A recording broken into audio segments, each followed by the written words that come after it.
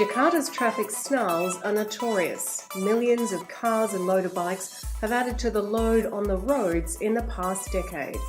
And this is in a city with limited public transport and where pedestrians also fight for space.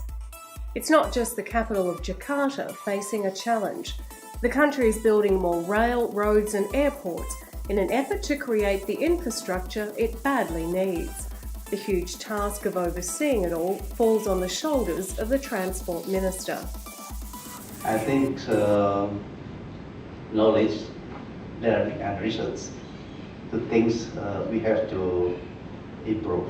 May I also just say a very warm thanks to the Minister and the Ministry generally for the invitation to engage with you in what is such a monumental and significant task.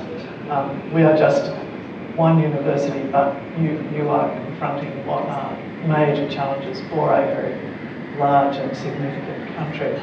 Monash University and the Transport Ministry of Indonesia have signed an agreement to work together in the areas of education, research and capacity building.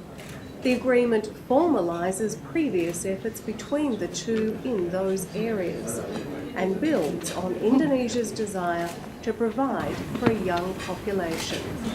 Kerjasamanya macam-macam, ada kerjasama untuk studi bersama, ya, mempelajari satu, katakanlah bagaimana fungsi TOD itu menjadi efektif. Kita juga punya kesempatan untuk belajar di sana, dapat beasiswa dan sebagainya. Banyak hal yang bisa dilakukan. So we like to think that whether it's work with the Public Transport Group or the Institute of Railway Technology, that it isn't just our existing experts, it's all those coming experts, all those students who learn and in fact come up often with brilliant new ways of doing things. One of the most noticeable changes in Jakarta is the building of the Mass Rapid Transit line. The MRT is being built in partnership with Japanese interests. It's taken political determination to get to this stage after 30 years of planning.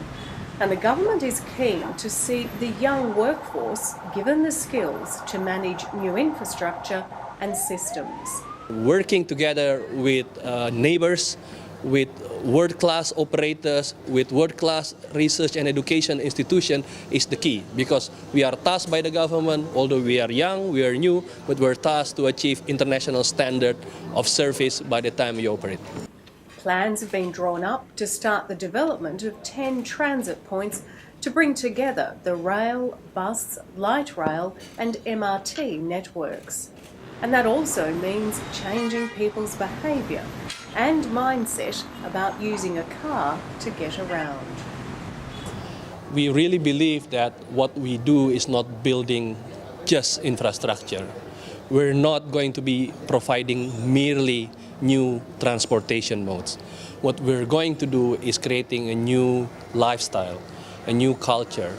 Changing the way people think about the transport system can be a very good way and cheap way and quick way of changing their travel habits. The head of the state company in charge of some of Indonesia's biggest airports also outlined his vision at the forum. Professor Awaludin has since visited Monash in Melbourne to discuss the areas of big data, research and staff training to create world-class facilities and systems.